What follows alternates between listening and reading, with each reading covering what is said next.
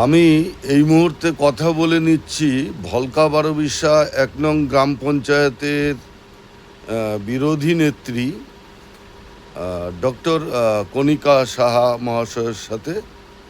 তো উনি আমাদের বাজার এলাকার সুভাষপল্লীর একটা অংশ নিয়ে গ্রাম পঞ্চায়েত সদস্য।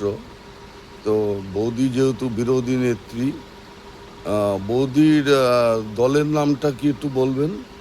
বিজেপি। বিজেপি দলের।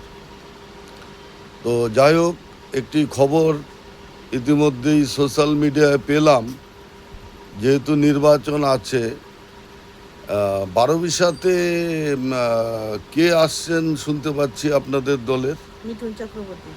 মিঠুন সবাই, চক্রবর্তী। জনপরিচিত, অনেক দিন ধরে সবাই ওনাকে চেনে। আচ্ছা, মিঠুন চক্রবর্তী আসছেন। উনি কোথায় আসবেন? বারোবিশা বিবেকানন্দর মাঠে। তারিখটা 16 তারিখ, 16 এপ্রিল। 16 এপ্রিল। 16 এপ্রিল। তো আপনারা জানেন মিঠুন চক্রবর্তী যেহেতু আসছে, একটা জনসমাগম হবে, তাই বৌদির মাধ্যমে গ্রাম পঞ্চায়েত বিরোধী নেত্রীর মাধ্যমে শুনে নিলাম। তো এখন তো আপনাদের অঞ্চলের কাজকাম কি বন্ধ না চলছে? আপাতত বন্ধ আছে। যে আমাদের পাড়ার সমাধান যে কাজগুলি হয়েছিল, সে কাজগুলিও আমি অনেক দিয়েছি। আচ্ছা। 2-3 হয়ে গেছে, কিন্তু ওয়ার্ক অর্ডার হয়ে গেছিলো, মাঝখানে ইলেকশন এসে গেছে। এবং আমি আমার পঞ্চায়েত হওয়ার পরে আমার ভাতা দিয়েও আমি জনস্বার্থে কাজ করি।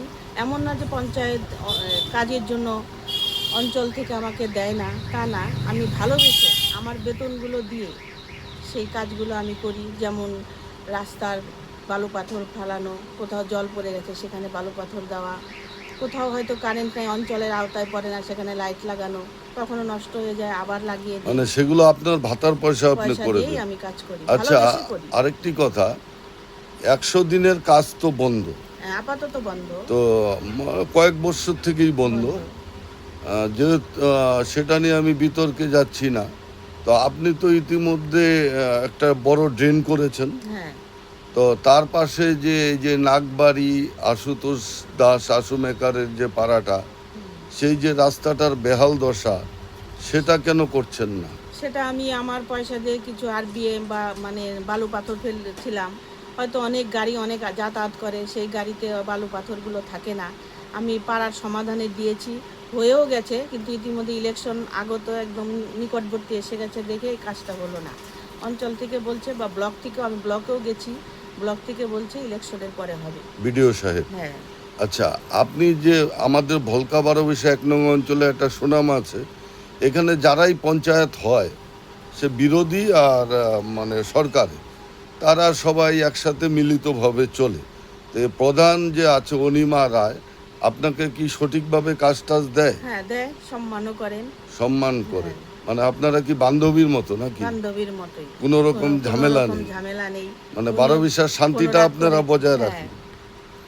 আচ্ছা, ধন্যবাদ। আরেকটি কথা আপনাকে জানতে চাইছি, যে আপনি যেহেতু পঞ্চায়েত নতুন, আপনার হাতে কোনো ঘরের লিস্ট হয়নি, না। এগুলো পুরনো লিস্ট।